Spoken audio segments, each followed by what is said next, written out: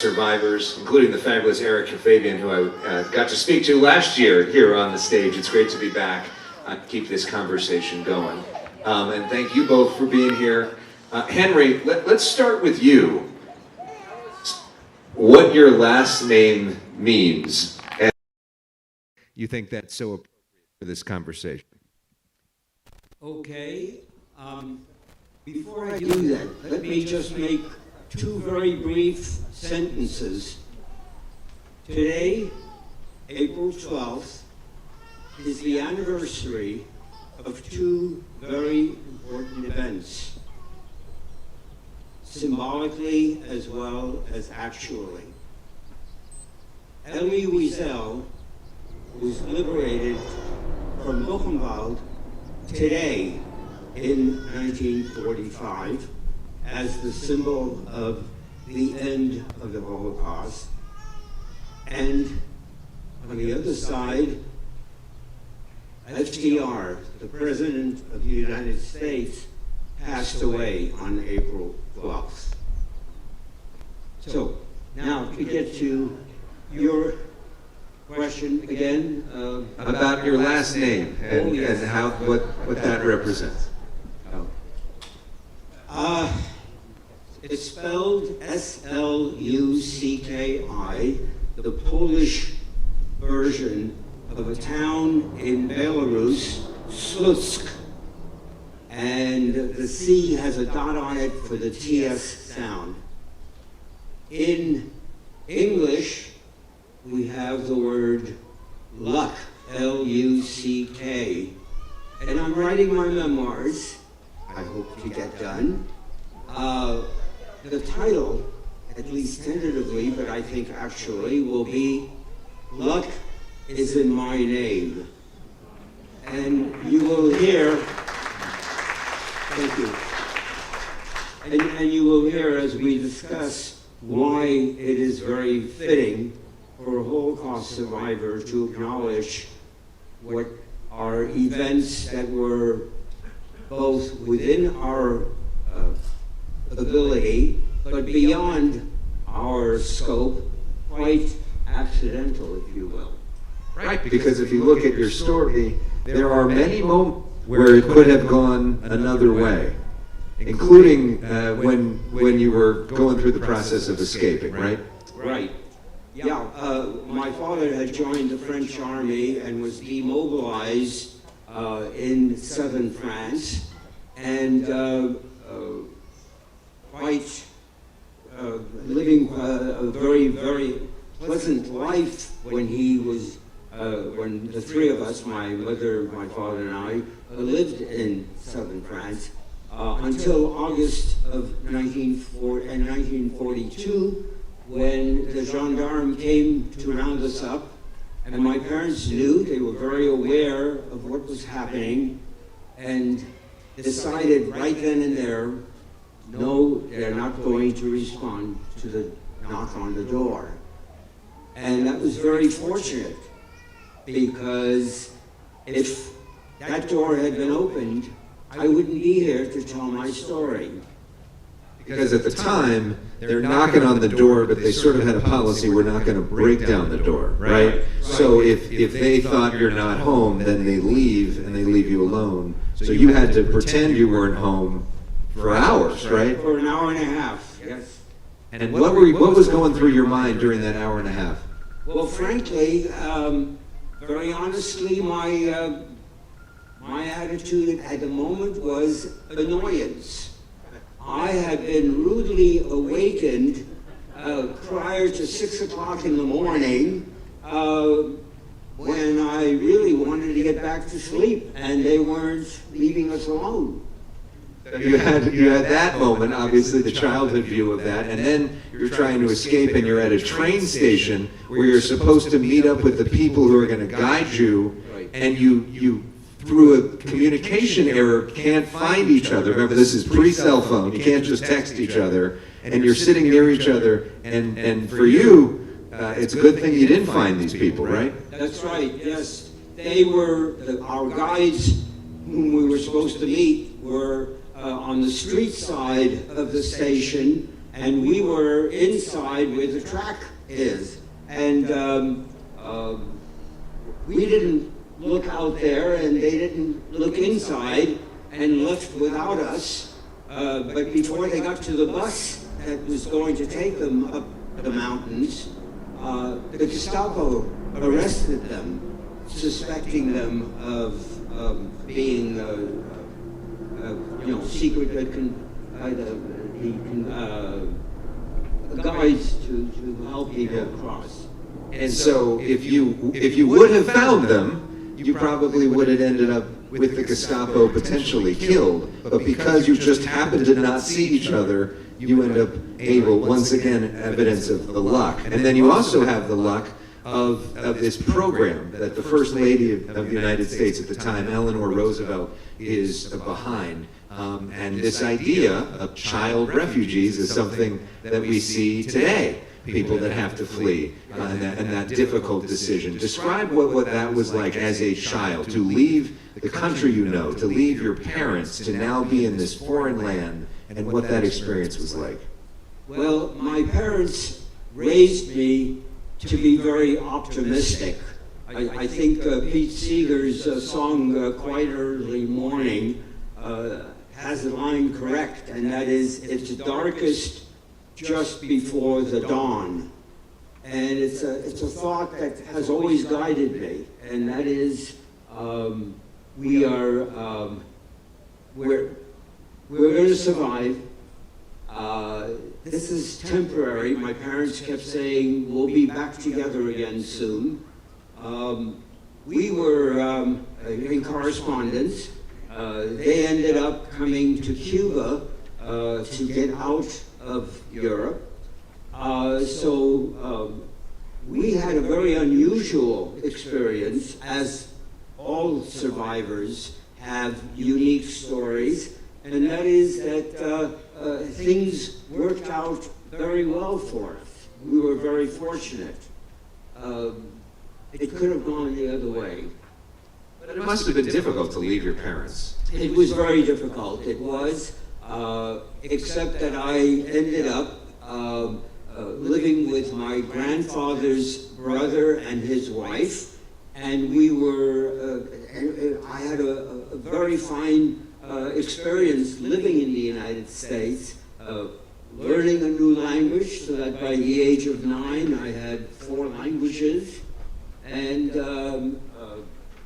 being in America and at a time when things were very positive, very optimistic here in this country, and we really had a great life. Because at the time, they weren't accepting adults because they were afraid that they might be spies. Yeah, but the United States government said, we're not worried about the children being spies, so they allowed you to come in, but not your parents. Right. How did you sort of first hear about your family's experience and to know that you were the descendant of survivors?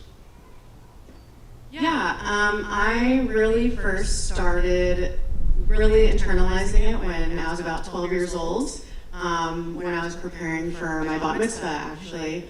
I remember sitting with the rabbi in his office, and we were having conversations, and then I ultimately had a line in my speech at my bat mitzvah that said something to the extent of, where was God at the time of the Holocaust?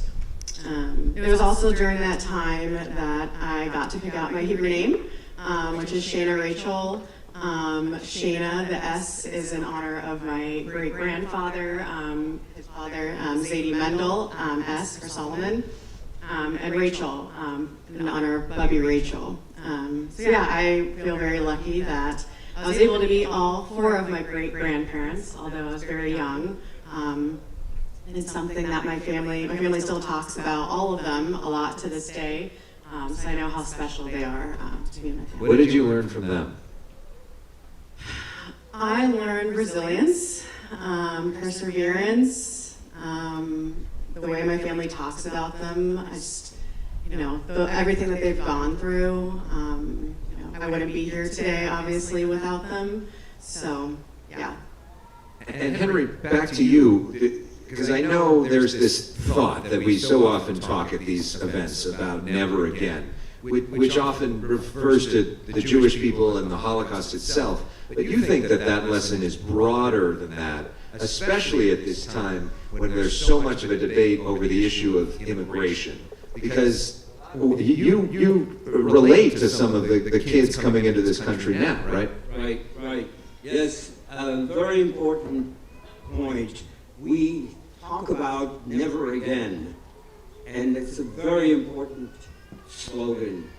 But I always, in speaking to groups, I always expand on that.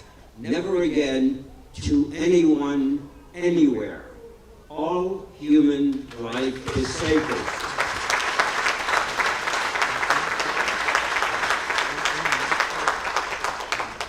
Thank you. Too many people are so self-centered that they do not see beyond that. And I think one of the things that we need to do more for society and history is to reflect on the Holocaust rescuers, without whom we would not have survived. And they went out of their way, they jeopardized their own well-being and their lives. They are unknown to most of us, simply because the actions were clandestine. And as we heard today, recognizing resilience among the survivors, that is very important. But I think what is even more important is to recognize that it's not simply speaking up, but we must also be willing to risk in doing those actions as the Holocaust rescuers did. Very important lesson. What do you think that looks like in the modern? What are some of those actions you think in this moment, actionable things for everybody here? Well, it's not a simple matter. There are people who are genuinely in danger if they as much as speak up. So taking an action is even more dangerous. I think that volunteers to participate actively in rescuing programs is very important. So there are people, for example, at borders who are there to bring families back together again, parents and children who were separated. And the borders are everywhere in this world. There's a lot of work to be done, and it only is dependent on where and when, and of course how it's to be done. I think that we need to really emphasize that rescuing is something that is essential in humanity. Too often we look at them as enemies and we look for punishment. Punishment is only going to bring about retribution, and retribution is going to maintain hostility. So what we need to do is reverse that. The teaching should be, what can I do to improve this situation, to rescue these individuals who otherwise would be lost? I know, great message. You had the opportunity to travel to France with your family. How did that experience change you? Yeah, that was a very special trip. It was in 2013, the summer after I graduated high school, and we went to Montauban, which is where Zadie and Bubby Rachel and Zadie Mendel, my great-grandparents, were living. And one of the things that really stands out to me in your story, Zadie, that's something that's always stuck with me, is what you kind of touched on when they told you that it was a game of hide and seek. If you heard, any door knocking, So yeah, that was something that really stuck with me because you're obviously so young and, you know, you can't really comprehend the war and everything that's going on at such a young age. So you were just told it was a game of hide and seek. But yeah, that was a really special trip, and I'm glad that we were able to retrace those steps and do that together. So those of us, you know, of our generation sort of have the challenge of carrying this on. How do you see that responsibility? How do you think about that as we move on at a time when a lot of people, in especially your age, are online and are denying this sort of thing, or seem to, you know, give the Jews a bad name when it comes to some of the conversations that we're seeing online from young people? Yeah, no, absolutely. I think for starters, like what we're doing here today is so important. Coming together as a community, talking about the Holocaust, having an open dialogue. You know, I was recently married personally a couple of months ago, and I know it's something, yep. Your guy's here. Thank you. I just know it's something that I want to continue talking about with like my children so that they can pass on, you know, to their kids and my great-grandkids. And so it just gets passed on from generation to generation so that we never forget, never repeated. And then I know Zadie's working on a book, if he ever finishes it, which I look forward to having in my home one day, and expect a first edition and an autograph. So. Let's wrap up with you, just talking about this concept of anti-Semitism, which we do see growing right now, and especially interesting when we talk to Holocaust survivors who know what it felt like back then. Do you see history rhyming with some of what we're seeing right now? Talk about what you saw back then versus what you see now, and sort of how we navigate this moment. Yeah, I'm glad you brought up that point. For many of us, we are reliving the 1930s, where we hear the rhetoric that is totally unacceptable. And if it isn't stopped, who knows what the next phase will be. I think that our experiences must really be the basis for study as to what are we planning to do, rather than to do it spontaneously, to systematically eradicate hatred and this destructiveness in our societies. It's the kind of activity that most people avoid, and I think we have to actively be involved in that education process. I think, for example, as an example of all of this, what happened in Germany is very significant. My parents and I boycotted Germany and German goods after the Second World War. And we went in 1993 to the Warsaw Ghetto Uprising, the 50th, and on the way back we said, you know, very interesting, why are we still hostile towards Germany? The Germany of today is not the Germany of the 30s. And in fact, thank you. And in fact, what is going on in Germany today, it is a model democratic country. And that was done in one generation. It's absolutely incredible. If they could do that, the rest of us could learn from that. And you pointed, yes, indeed.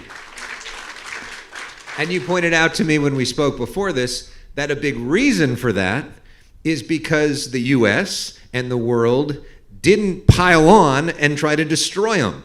That there was an effort to rebuild Germany, to support democracy, to not make it worse, but in fact to go towards that. And that is a policy choice for policymakers. And so what I think is so interesting, just to wrap things up with you, is the important point that you bring on, that these issues are not confined to Jewish issues. We see what's happening now with immigration. We see we needed help, and other people were there for us, and we need to repay the favor, and those people need to repay the favor to us at this moment of need too. And it is so moving. I just want to publicly thank all the consul generals from all around the world that are here today, sending a message that this is a worldwide issue that needs to be taken care of. Thank you, Mayor Bass, for representing our city, the second largest city in the world, to actually be here when you have so many other things to do. The symbol of you being here is important, as well as the words, to show that we're in this together. Thank you for sharing your story, both of you. Thank you all for being here on this very important day. Thank you.